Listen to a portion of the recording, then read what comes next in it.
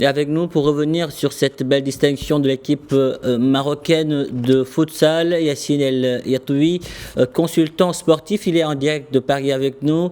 Yacine, bonjour et merci d'avoir accepté notre invitation. Bonjour, merci à vous pour l'invitation, c'est très gentil. Alors, nous venons de le voir, l'équipe marocaine de futsal a été désignée meilleure sélection au monde en 2023. Peut-on parler d'un titre amplement mérité au vu des belles performances enchaînées par le 5 national ? Totalement, c'est une excellente nouvelle qui récompense le travail de longue haleine qui a été orchestré par la Fédération royale marocaine de football et piloté donc par son charismatique sélectionneur Hicham Dgig, qu'on voit là en vidéo. Il a été nommé en 2010. C'est un travail donc de 14 ans, très très long, de formation, de scouting également pour convaincre la diaspora marocaine présente un peu partout en Europe, et puis aussi un travail de formation interne afin déjà de faire intéresser les jeunes à cette pratique du futsal, et puis ensuite d'amener un niveau d'excellence très intéressant.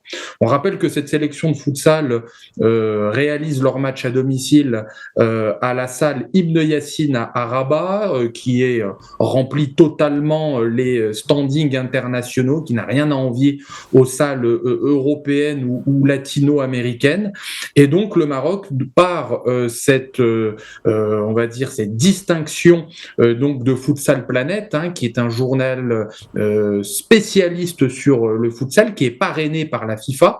C'est un petit peu l'équivalent de France Football dans le foot à 11, qui décerne par exemple les titres de Ballon d'Or ou les titres de meilleur but de l'année ou autre.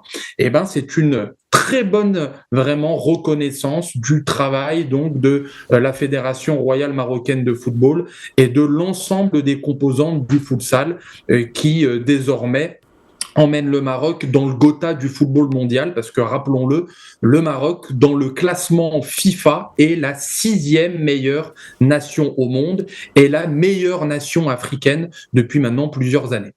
Et justement, les hommes de Hicham Dgig se préparent pour le prochain mondial de futsal qui démarre dans un mois en Ouzbékistan.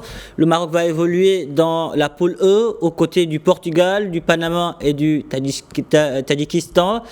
Que nous réservent les champions d'Afrique? Les Lions de l'Atlas ne se fixent pas de limite. Yacine El Yatoui, ils veulent encore écrire une nouvelle page de l'histoire de cette discipline pour le Maroc, l'Afrique et le monde arabe. À quoi peut-on réellement s'attendre?